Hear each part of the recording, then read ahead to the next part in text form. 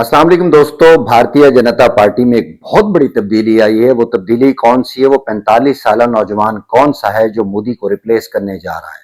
क्या मोदी को रिप्लेस कर रहा है या मोदी ने अपनी स्किन सेव करने के लिए उसको अपनी जगह बिठाया है? और इस मौके पे अमित शाह, राजनाथ सिंह, योगी आदित्यनाथ के ख्वाबों और उम्मीदों के ऊपर कैसे पानी फिरा है? ये नौजवान कौन है, कहां से आया है, क्या क्या उसकी खिदमात हैं, क्या नहीं है, और ये मोदी का मास्टर स्ट्रोक है या ये मास्टर स्ट्रोक मोदी के गले पड़ने वाला है?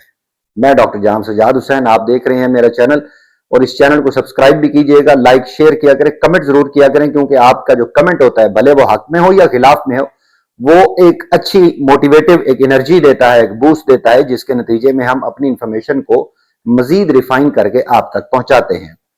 वीलॉग का आगाज करते हैं नितिन नबीन से। नितिन नबीन यकीनी तौर पे आपके लिए एक नया नाम होगा, क्योंकि आपने अमित शाह के बारे में सुना, राजनाथ सिंह, योगी आदित्यनाथ, जयशंकर और फडणवीस के बारे में कि शायद ये मोदी को रिप्लेस करेंगे और मोदी के बाद हो सकता है कि ये प्रधानमंत्री बने।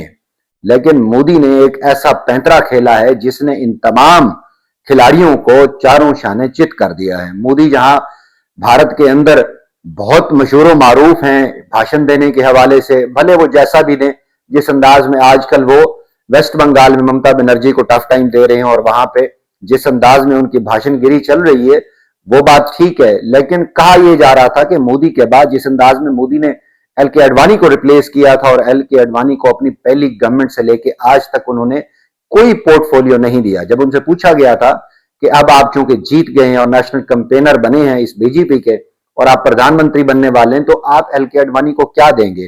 तो मोदी ने वहां जवाब दिया था कि मैं उस इंसान को क्या दे सकता हूं जिसने खुद मुझे बनाया है।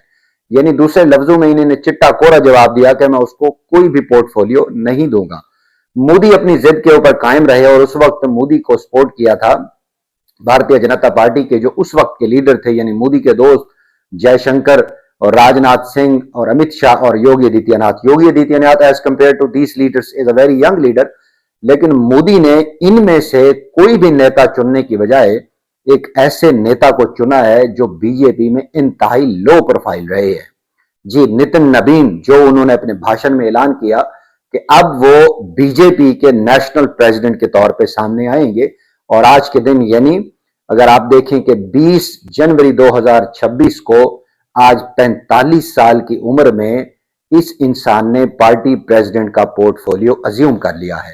हालांकि ये अप्रैल में चाह के, अप्रैल में वो जाके जब एक इलेक्शन होने थे इसी जनवरी में, अप्रैल में करेंगे, तो मोदी ने उसका भी इंतजार नहीं किया और 45 साल इस नौजवान को उसने national president of Bharatiya Janata party तैनात कर दिया है। देखिए, ये कुछ अरसे के लिए ये एक्टिंग रहे हैं, वर्किंग नेशनल प्रेसिडेंट रहे हैं 2025 दिसंबर में, लेकिन फौरी तौर पे इलेक्शन उस प्रोसेस को करते हुए मोदी ने अपनी जगह इनको बिठा दिए। यानी पहले मोदी इसको लीड करते रहे हैं और जेपी नड्डा भी एक फॉर्मली रहे हैं, लेकिन अब इनको बना दिया उन्होंने। क्यों बनाया है, इसके ऊपर बात करते हैं। अगर आप भारत से वीलॉग को देख रहे हैं तो यकीनी तौर पर आपका कमेंट करना बनता है, वो हक में करें या खिलाफ करें, आपकी उस इंफॉर्मेशन को वैल्यूएबल जानते हुए हम मजीद आप तक उसको इंफॉर्मेटिव वे में पहुंचाएंगे। नितिन नबीन बिहार से ताल्लुक रखते हैं। बिहार में नीतीश कुमार के अंडर इन्होंने पोर्टफोलियो संभाला है रोड कंस्ट्रक्शन का, और मल्टीपल और भी पोर्टफोलियो संभाले हैं। हालांकि इनकी अगर आप अर्ली एजुकेशन और अर्ली पॉलिटिक्स के ऊपर नजर डालें तो ये किशोर सिन्हा के बेटे हैं, और किशोर सिन्हा अगेन उस भारतीय जनता पार्टी के रहनुमा रहे हैं, मिनिस्टर रहे हैं। ये उनके बेटे हैं। जब उनकी 2006 में डेथ हुई तो ये उनकी जगह पॉलिटिकल एक्टिविटीज में इन्वॉल्व हुए और इन्होंने बांकीपुर से पहली बार इलेक्शन लड़ा और बाद में कुछ पोर्टफोलियोज भी इनके रहे, लेकिन अभी इन्होंने 4 जो कंसेक्टिव एक इलेक्शन थे वो जीते हैं। यानी आप देखें, इनको 2025 तक इन्होंने इलेक्शन जीता है और उसमें नीतीश कुमार की गवर्नमेंट में ये मिनिस्टर रहे हैं। अब इनको कहा गया कि आप उस पोर्टफोलियो को छोड़ें और इस पार्टी की सरबराही को संभालें, तो अब ये पार्टी के प्रेसिडेंट बने हैं। आप देखिए कि इस हवाले से, इस अपॉइंटमेंट से मोदी को क्या फायदा हुआ है या मोदी को क्या नुकसान हुआ है। कहा यही जा रहा था कि मोदी अपनी जगह किसी मंझे हुए नेता को बिठाएंगे और आप आखिरी इलेक्शन के जानते हुए आखिरी बार ये प्रधानमंत्री बनते हुए और इसके बाद चले जाएंगे। इनकी जगह पे जो सबसे ताकतवर नजर थी वो अमित शाह की थी, और उसके बाद अगर देखें तो देवेंद्र फडणवीस की थी, महाराष्ट्र के सीएम की।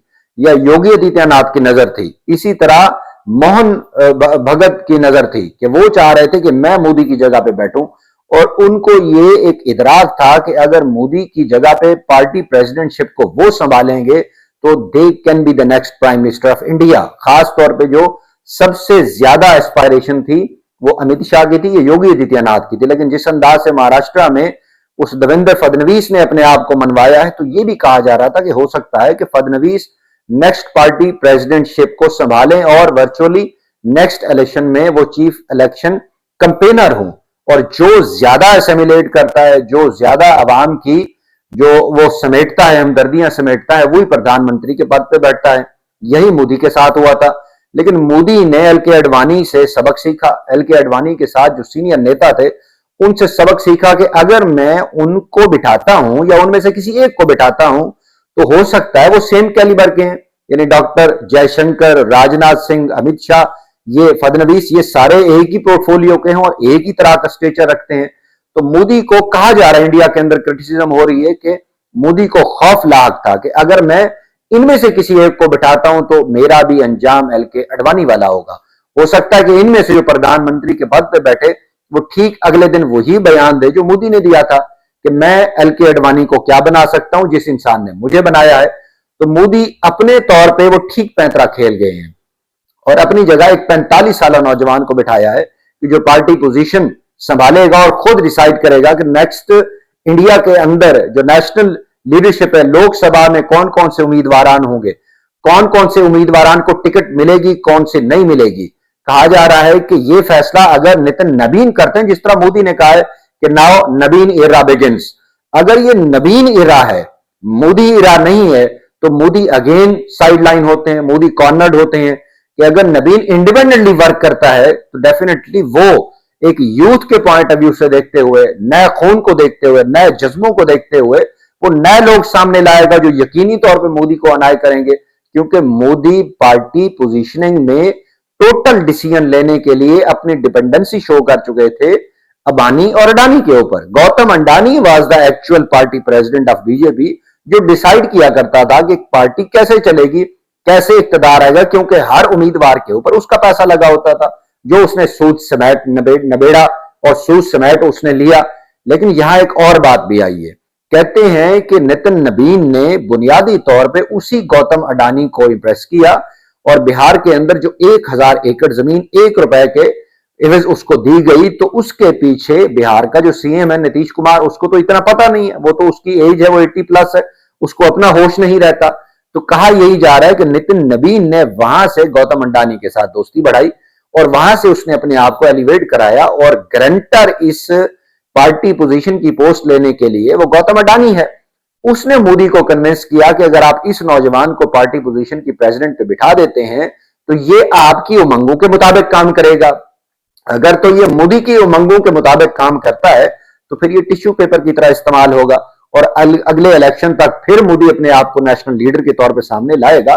क्योंकि इस जगह पे एक नौजवान को 45 साल बंदे को बिठाने का मकसद कि जो सीनियर नेता हैं, जो राजनाथ सिंह है, अमित शाह है, योगी आदित्यनाथ है, फडणवीस है, मोहन है और बाकी लोग हैं, वो मोदी के करीब नहीं भटकेंगे। क्योंकि जब उसके पास जाएंगे तो मोदी कहेगा कि जो नितिन नबीन डिसाइड करेगा मैं तो उसी को मानूंगा, और नितिन नबीन को वो बुला के जो हुक्म दिया करेगा वो वैसा चलेगा। दूसरे लफ्जों में जहां मोदी ने सत्ता के अंदर रहते हुए कार्ड खेले हैं, वहीं उसने पार्टी पोजीशन एक ऐसे नौजवान को दी है जो मोदी के मुताबिक चलेगा। अगर वो मोदी के मुताबिक चलता है और मोदी की उमंगों के मुताबिक वो फैसला करता है तो यकीनी तौर पर पार्टी के अंदर से भी उसके खिलाफ आवाजें उठेंगी और वो खुद बिहार से होते हुए अगेन बिहारी पॉलिटिक्स तो खेल जाएगा लेकिन अपना फ्यूचर तबाह कर देगा।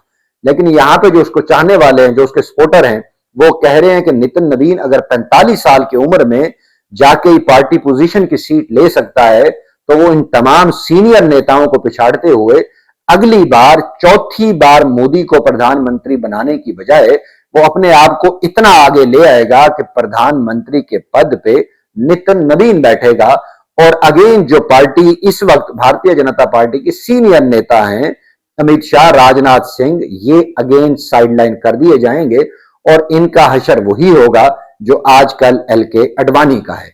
देखिए वक्त क्या फैसला करता है। हमारे साथ जुड़े रहिए।